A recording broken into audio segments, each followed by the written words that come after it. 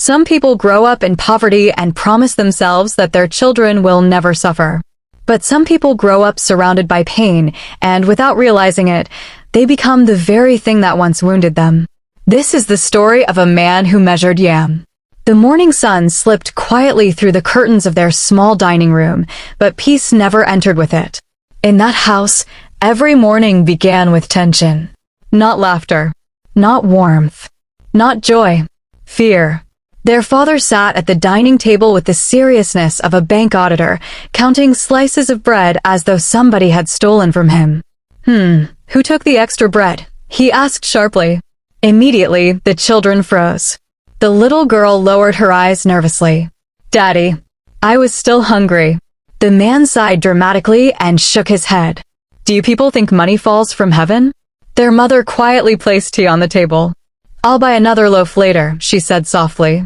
But he was already writing something inside his small notebook. The little boy leaned toward his sister and whispered, Daddy records bread like school attendance. The little girl almost laughed. Almost. Because deep down, they were scared of their own father. And sadly, this behavior was normal in their home.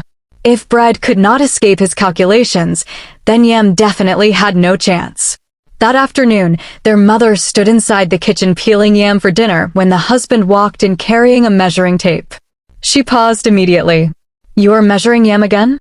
Yes, he replied seriously while stretching the tape across the yam. Last week this yam reduced mysteriously. The children exchanged confused looks. Daddy thinks yam evaporates, the little boy whispered. Their mother nearly laughed, but she stopped herself. Nothing about this was funny anymore. Nobody should touch this yam until I return, the husband warned before carefully writing the measurement D. That night, while his children sat at home in darkness because the electricity had gone out again, he sat inside a luxurious restaurant laughing loudly. The atmosphere around him was completely different. Soft music, expensive food, designer shopping bags, luxury perfume. Beside him sat a glamorous young woman smiling proudly. You always spoil me, she said happily. The man smiled. My baby deserves soft life. Ironically, this was the same man who counted pieces of meat at home. The same man who complained every time school fees were mentioned. The same man whose children were learning to fear hunger. But outside, he spent freely, as if he lived two completely different lives. Back at home, another inspection was about to begin. The husband returned from work and walked straight into the kitchen. Without greeting anybody, he started opening pots. His wife closed her eyes slowly. Why is this meat remaining 3? He demanded. The little girl spoke carefully. I was hungry. They are children, the wife said, already exhausted. But the husband ignored her and continued writing inside his notebook. This family will finish me. Sometimes, his wife wondered whether he even heard himself anymore, because nothing about his behavior was normal. And yet, he behaved like everybody else was the problem. Later that night, something happened that broke his wife emotionally. The children were lying quietly on their bunk bed when the little boy suddenly whispered, Why is Daddy always angry about food? The little girl stared sadly into the darkness. Maybe Daddy doesn't like us. Their mother stood silently near the doorway, and immediately tears gathered in her eyes. Because for the first time, she realized the damage had gone beyond money. Her children were becoming emotionally wounded. Something inside her changed that night. Quietly, deeply. Then karma arrived. Unexpectedly. One afternoon at work, the husband attempted to send 5 million naira to a side chick. 4. When the husband returned home that evening, he was no longer walking with confidence.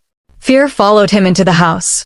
His heartbeat became louder with every step he took toward the living room. But strangely, the house was quiet. Too quiet. His wife sat calmly on the couch holding her phone.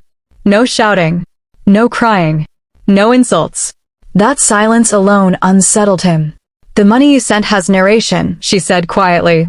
Immediately, his stomach tightened. He forced an awkward laugh.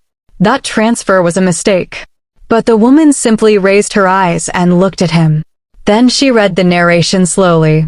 Baby, for your wigs and cosmetics. The room instantly became heavy. For a few seconds, nobody spoke.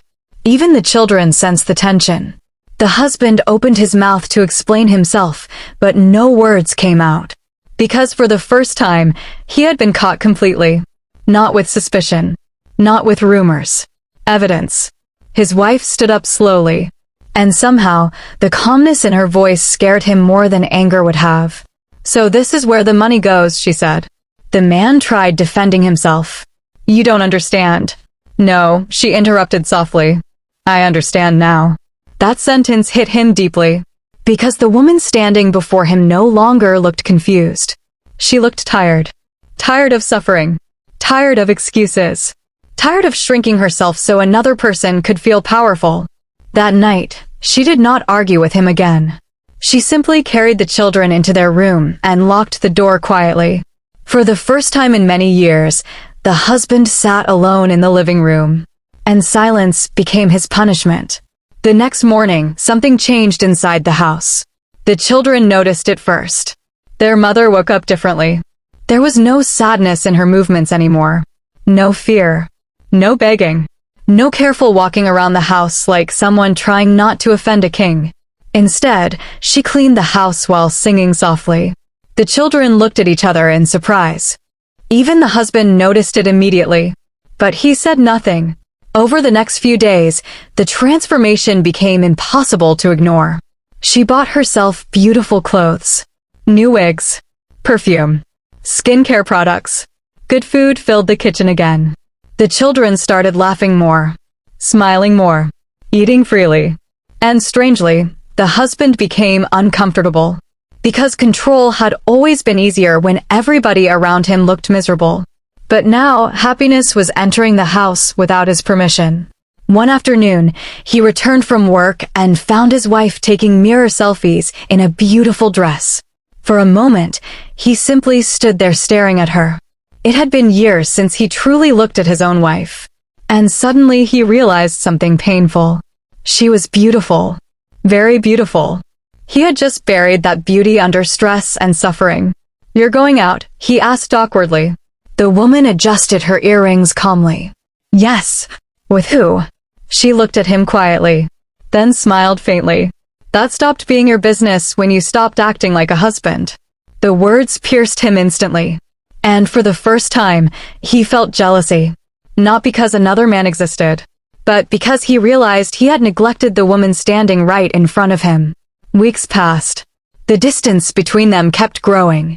The children now spent most of their time around their mother. The house no longer felt like a family home.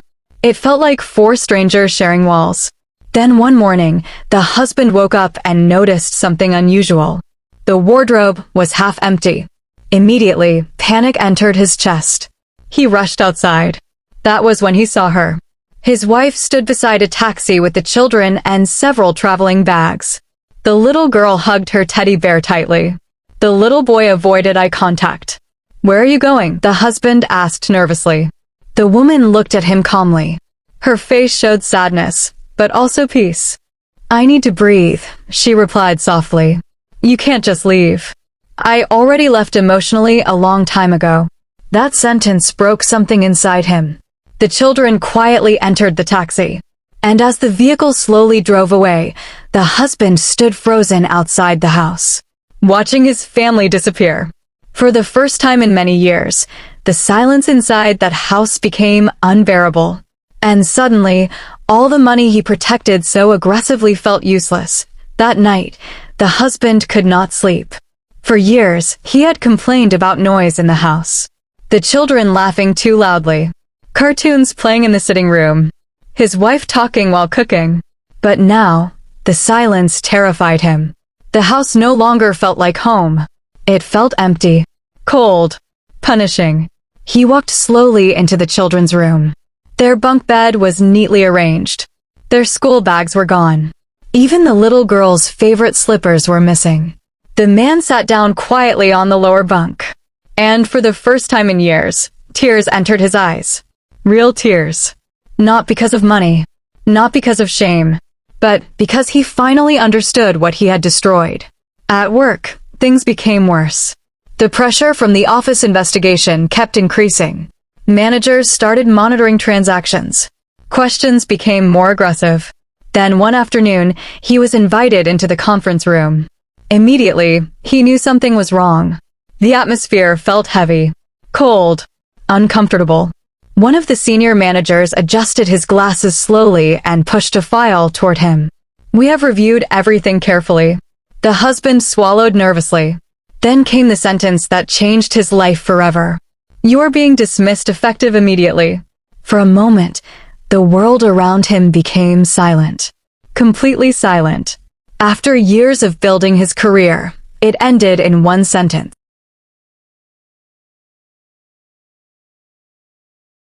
Like and subscribe to our channel. It helps the video reach others. Thanks for watching.